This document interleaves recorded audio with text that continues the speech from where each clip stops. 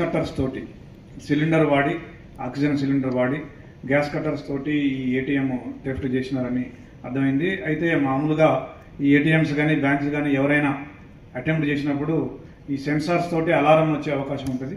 వీళ్ళు ఆల్రెడీ వీళ్ళకి ATM థెఫ్ట్లో experience ఉండడం వల్ల ఆ సెన్సార్ రాకుండా ఎగ్జాక్ట్గా ఎక్కడ కట్ చేస్తే సెన్సార్ పని చేయకుండా ఉంటుందో, అలర్ట్ రాకుండా ఉంటుందో అక్కడే కట్ చేసి ఆ డబ్బుని తీసుకుని పోవడం జరిగింది.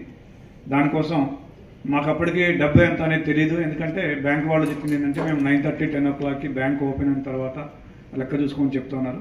తర్వాత నెక్స్ట్ డే మార్నింగ్ 10 o'clockకి మాకు బ్యాంక్ వాళ్ళు చెప్పిన లెక్క ఏంటంటే 34,71,000 క్యాష్ లాస్ట్ అయిందని చెప్పినారు.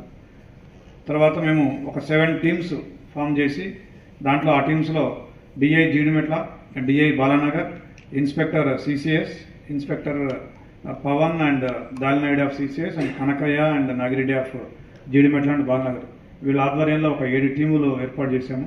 ఈ 7 టీములు కూడా ఈ సాంకేతిక ఆధారాలన్నీ విశ్లేషించి సీసీ కెమెరాలు కావచ్చు, సెల్ ఫోన్స్ కావచ్చు, అన్ని రకాల సాంకేతిక ఆధారాలను విశ్లేషించి మేము ఒక నిర్ధారణకు వచ్చాము. ఈ అఫెండర్స్ హర్యానాకు చెందిన వాళ్ళు, మేవాట్ ఏరియాకు చెందిన వాళ్ళని నిర్ధారణకు రావడం జరిగింది.